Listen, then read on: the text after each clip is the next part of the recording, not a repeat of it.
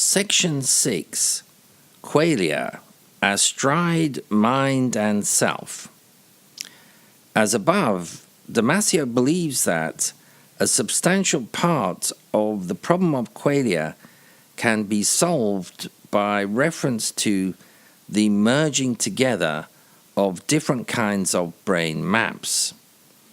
He specifically identifies 3 types of such maps. Firstly, maps of a particular sense modality generated by the appropriate sensory devices, that is, sight, sound, smell, and so forth. Secondly, maps of the activity in the sensory portal within which the sensory device is embedded in the body. And thirdly, maps of the emotional feeling reactions to the first 2 types of map.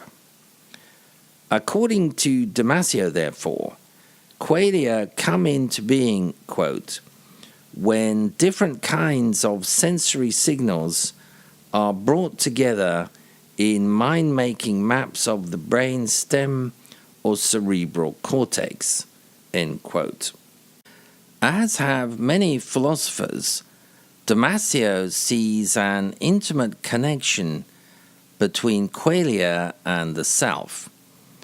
He suggests that qualia are an important element in the construction of the mind, and that they are part of the contents which, quote, come to be known as the self-process, end quote. Damasio states that the construction of the self illuminates the construction of the mind. He suggests also that qualia are the grounding for what he calls the proto-self, and thus sit astride mind and self in a hybrid transition. Damasio says, quote, the neural design that enables qualia provides the brain with felt perceptions, a sense of pure experience. After a protagonist is added to the process, the experience is claimed by its newly minted owner, the self, end quote. Damasio states that his theorizing about qualia is aimed at bridging, quote, the gulf between the brain and the starting point of the sensory chains in the body's end organ periphery, end quote. So far, we've been looking at how what he calls the brain-stem body loop accomplishes this for feeling by creating a functional linkage that sets up a reverberating process. Damasio suggests that this could well accomplish for a sensory process such as hearing by, quote, back projections from the brain aimed at the body's periphery, including the periphery that contains specialized sensory devices.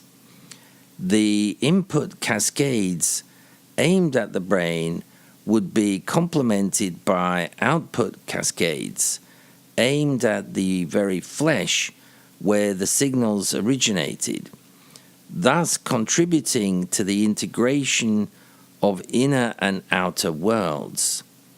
We know that such arrangements exist, the auditory system being a prime example. The cochlea receives feedback signals from within the brain. We need to know more about the circuitry of the sensory devices, end quote. Here, as in many other areas, Damasio concedes that the effort to understand how the brain generates a conscious mind is by no means finished. He says, quote, The mystery of consciousness is still a mystery, although it is being pushed back a bit. But it is too soon to declare defeat, end quote. Damasio then identifies what he calls two blatant underestimations in our attempts to explain consciousness via neurophysiology. The first consists of a failure to comprehend the wealth of detail and organization of the body proper. He says that the body is replete with micro-nooks and micro-crannies, which form, in effect, micro-worlds of form and function. These micro-worlds send signals to the brain, which maps them. The brain uses the results of this mapping for a variety of purposes. Damasio says that the most likely first purpose is regulatory, quote. The brain needs to receive information describing the state of body systems so that it can organize non-consciously or consciously an appropriate response, end quote. Feelings of emotion result from these processes. He adds that, quote, in the same way, it is quite possible, indeed likely, that other body processes, some already known, others to be discovered, will turn out to influence our conscious experiences at many levels, end quote. Damasio's other blatant underestimation is the, quote, idea that we have a firm grasp of what the brain is and what it does, end quote. This is a delusion, or as Damasio says, pure folly. On the other hand, he claims that, quote, we always know more than we did the year before, and much, much more than 1 decade ago, end quote.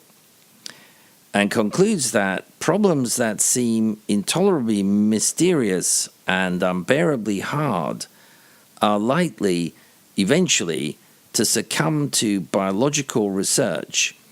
As Damasio says, the question is not if, but when.